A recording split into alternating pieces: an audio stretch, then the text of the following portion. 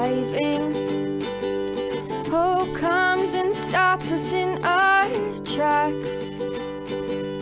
Bravely we prove in our striving, trudging together each day. Where there's a will, there's a way.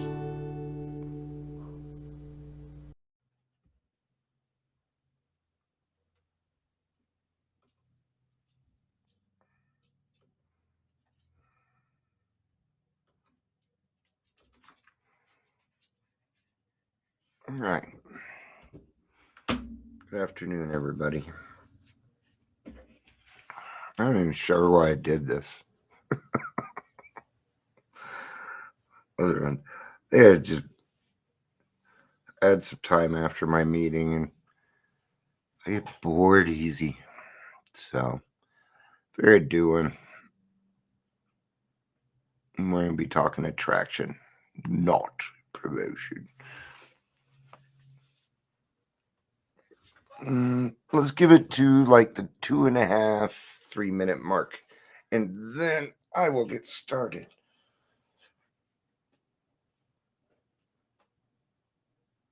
I'm all right, kind of wore out, man.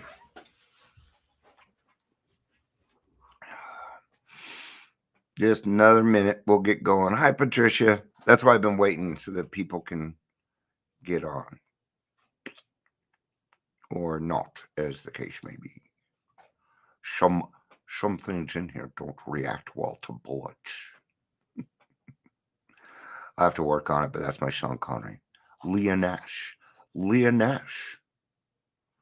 See, when I start impersonating somebody, usually I grab a word that really goes like deep with their thing, and Sean Connery. I have to. It was a long time. I'd have to say Leoness before I could talk like him. But then it turned into Raisinette. It's getting better already. See, Leoness. Some things in here don't react well to bullets. A little bit better. All right. Clinica, good to have you. We are just getting started. Dion was doing a Sean Connery impression, trying to impress the girls, but yeah, he did not strike the mark. I pick on myself quite often, right? If we can't pick on ourselves a little bit, yes, then what's the point? There's sometimes I do something silly, and you just gotta laugh at it. Maybe not in the moment or whatever, but you know, I was always taught that you take the program seriously, not yourself. And that is Rule 62. We're not covering Rule 62 today, but we are talking about attraction rather than promotion. Something we do not talk about in the AA meetings anymore. We used to talk about this all the time. Difference between attraction and promotion and why it's important for AA. All right.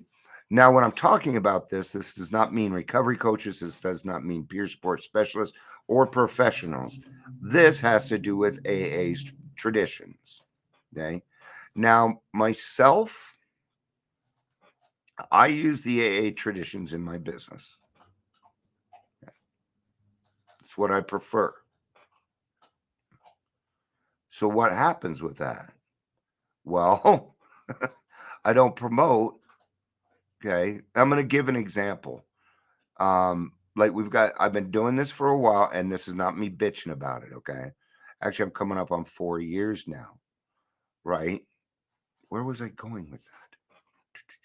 Oh, the reason my numbers are low like that is because I do not promote. I don't. The only promoting I do is, hey, we're doing this at that time. And that's about all you're going to get. Because I really don't like promoting it. It just feels weird. Because here's the thing is, like with this or whatever, what's the tangible? That's me. I'm the thing that you can see and touch and feel and hear. So guess what I am? I am the product. Believe it or not, I'm the product in this situation, right? Because people think this way. And so you have to, yeah, you kind of have to get where they're at, right? And could you imagine some of the commercials we had if we did a lot of promotion? So, hi Ingrid, good to see you. And I am presuming that Facebook user is Gary because he is saying hi to other people. So, I just know how people write. Um, so let's get to the reading. I have a reading on this one. Thank God. Got a little bit of structure this time. I'm going to read out of the 12 by 12 on page 180. Did you catch that, Ingrid? I forgot the page. 190? 180.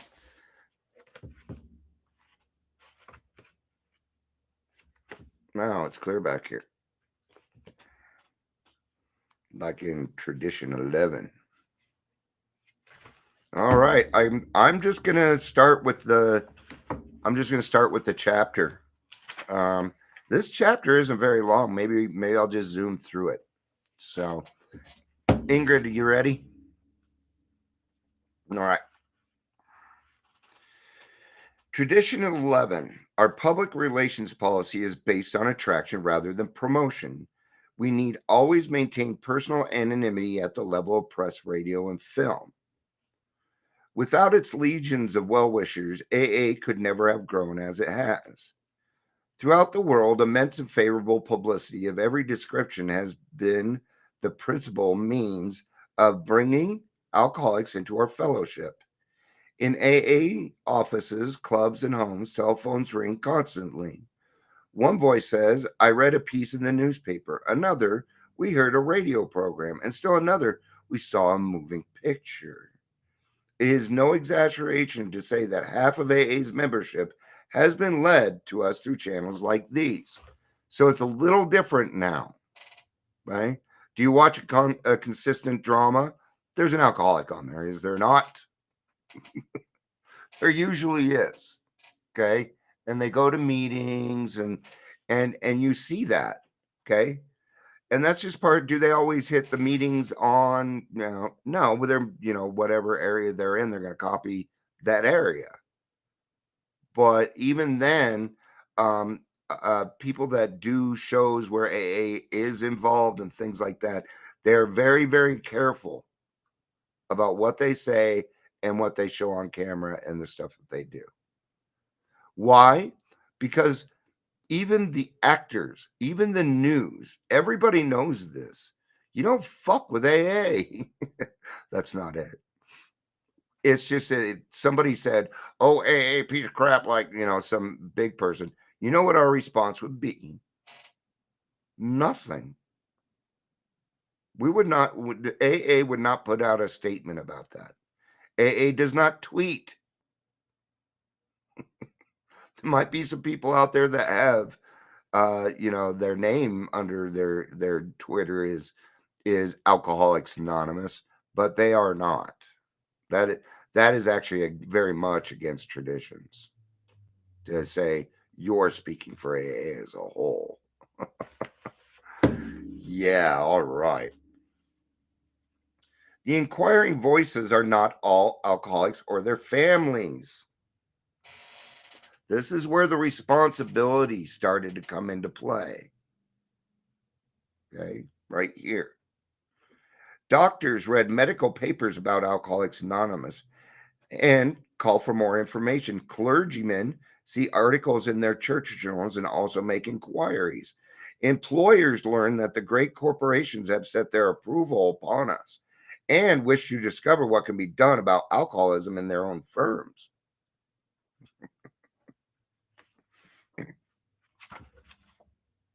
Okay. So at this point, AA saw the need that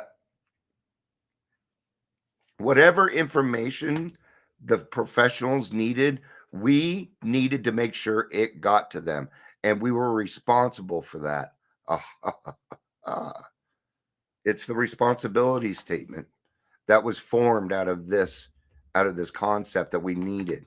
So the responsibility statement, when anyone anywhere reaches out for help, I want the hand of AA to be there.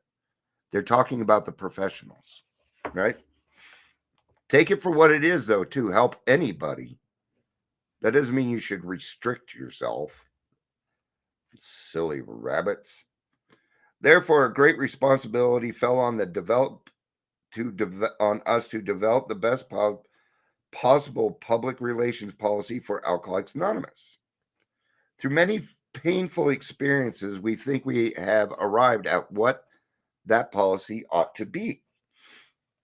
It is the opposite in many ways of the usual promotional practice. We found that we had to rely on the principle of attraction rather than promotion. Now, why do I want that in my business? Because the type of work that I do is not easy at all. It isn't. I have hard fucking conversations with people all day because they need to have them. They need to understand how to do these things. Right? Why else is it that way? I'll tell you. Because when it's being promoted, they think you're going to want something from them. Usually money, right? Time. They don't want to do that. They want nothing to do with that. Okay? This is where I came up with leadership by example. That is Trudging Together's motto, leadership by example. And that's why. That's how we attract people into the program. You didn't get promoted into the program. You came into the program, you heard other people telling your stories, you felt not so alone, and you stuck around. And then your whole life changed.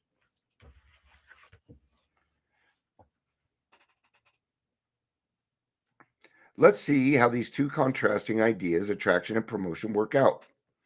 I'm gonna do a little bit of speed reading here. Okay.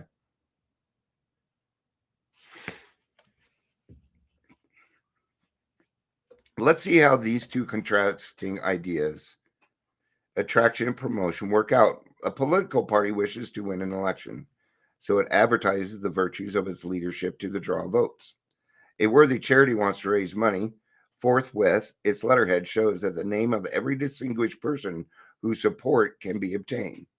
Much of the political, economic, and religious life of the world is dependent upon publicized leadership. People who symbolize causes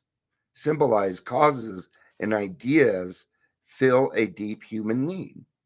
We of AA do not question that, but we do have to soberly face the fact that being in the public eye is hazardous, especially for us. By temperament, nearly every one of us has been an irrepressible promoter. I am. In fact, I'm gonna put my thumb there. So lately, my brain, I'm gonna tell you something. I am feeling unsatisfied with what I do. I'm feeling unsatisfied with it.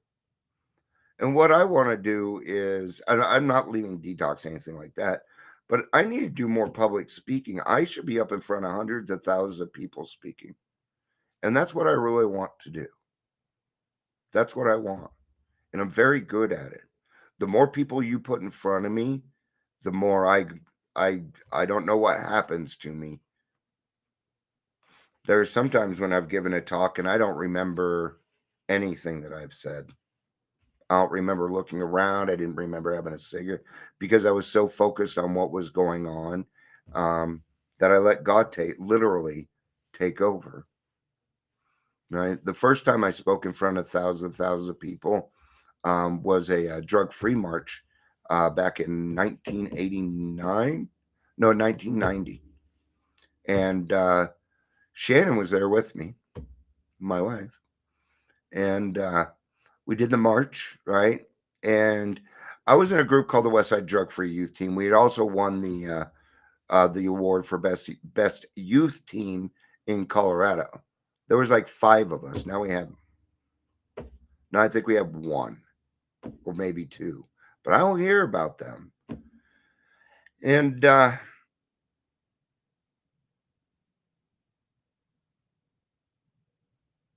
wow, I just lost. I got it. Right. And my boss came up to me and he said, "Hey, the governor wanted to know if you would be willing to speak after him." I was scared. Ask Shannon. I was scared as fuck. But you want to know how neat it was to be standing up at the Capitol steps with my now wife standing next to me, 19 years old, a Skid Row alcoholic. I was still living on Skid Row. I was in a halfway house at the time. I was in the Phoenix concept. And I got in front of all those people and they cheered and yelled and screamed at everything that I said. And I knew I wanted to do that. I wanted to drive thousands of people at a time to good things. And I have the power to do that. So I'm feeling frustrated because I'm 6.5 years sober and that chance has not popped up. It's like a lot of people don't want to ask me. And that hurts. So anyway, that's kind of what was on my mind with that. Not necessarily on the topic, but and the prospect of a society composed almost entirely of promoters was frightening.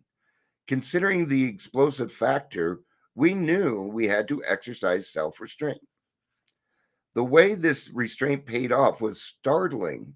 It resulted in more favorable publicity of Alcoholics Anonymous than could possibly have been obtained through all the arts and abilities of AA's best press agents. Obviously, AA had to be publicized somehow, so we resorted to the idea that it would be far better to let our friends do it for us, right? So when it comes to my show, I don't promote it. I actually count on you guys to promote it. Hey, have you heard this Dion guy? You need to listen to him. I ask that you share my stuff. If you're not sharing my stuff, please do so. That's how I get new listeners. And if it comes from you, then they're going to feel even more comfortable about it. And then what we've done is we've added another person into what's becoming a very nice, tight group. I mean, we're all really getting to know each other here. And that's what it's about. Let's bring those people in. So please share.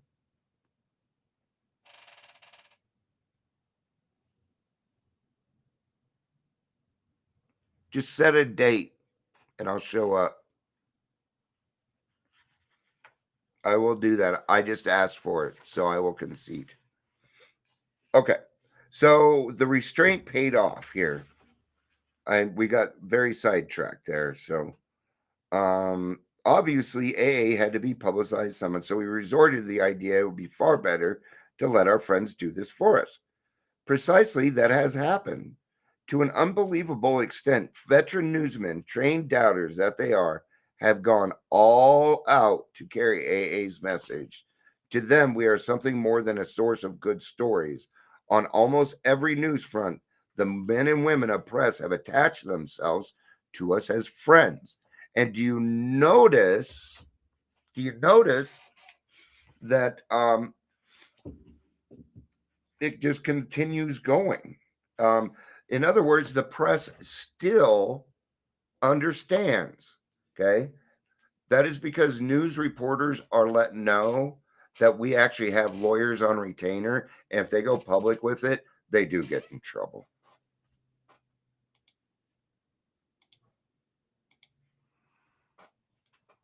Absolutely. Yeah. You can share to sober groups. Just make sure they're okay with it. Like sometimes I put them in there and they're like, it breaks our rules. I'm like, I don't know. In other words, it's not mine, so I don't want it.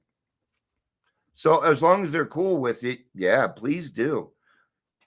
Share it on your news feed because you have people on your news feed that want to hear it and put something in there. I've been listening to Dion for months. He's awesome. You should check him out.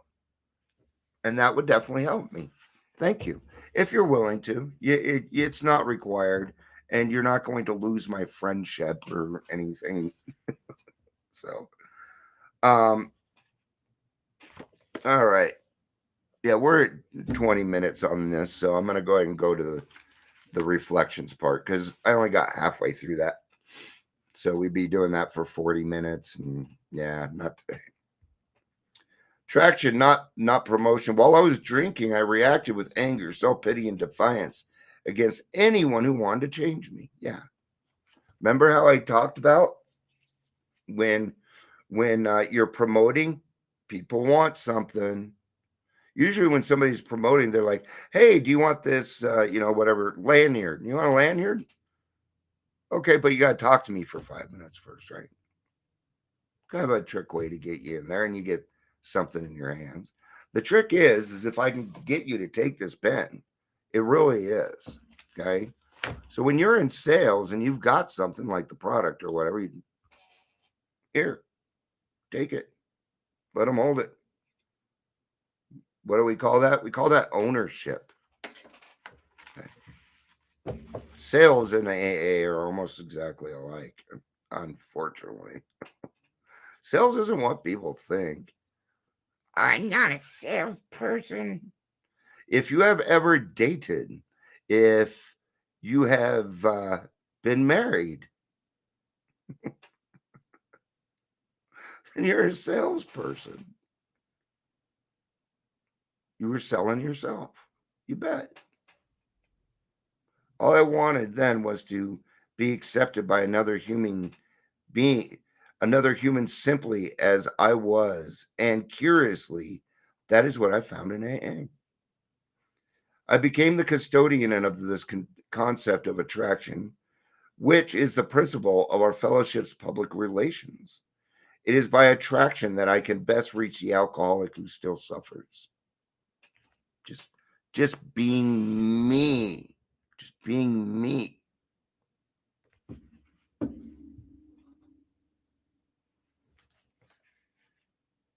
I thank God for having given me the attraction of a well planned and established program of steps and traditions. I'm grateful for that too. I'm grateful for the newcomers that came before me and put this together. Though through humility and the support of my fellow sober members, I have been able to practice the AA way of life through attraction, not promotion. I'm going to tell you something else about attraction, not promotion. Let's say you are single, right? You got on the program, you were single, right? That's a part of it too, right? Don't you think that you'd want to become the person that deserves that other good person in your life? Then you must be that person first before you will attract that person into your life. Okay? There's other ways of doing it. There are, but I found that when the student is ready, the teacher shows up. The same concept. And I know that because it happened to me. I was I'll tell this quick story and I'll wrap it up. When I was living in California, I broken up with a girlfriend. She tried to control my drinking. I warned her. I warned her. She just kept doing it. Well, she was in love with me and wanted me to change to be a better person. I get that. So we broke up, and I was talking to my sister, and she said, "Dion, all your life I've told you that your picker's broken, or other people have told you that. And you know what? I ain't going to say that to you this time. Instead, what I'm going to say is you're perfect. Your picker works perfect. You have a fantastic picker. Okay. A month later, I was dating Shannon again. She was right. It was because of the way she said it to me. How we talk to ourselves matters. Okay. I don't feel sick. I don't feel sick. You're going to get sick. No, I feel well. I feel good. What we say matters. I love you guys. Thank you for being here. Peace out and have a day.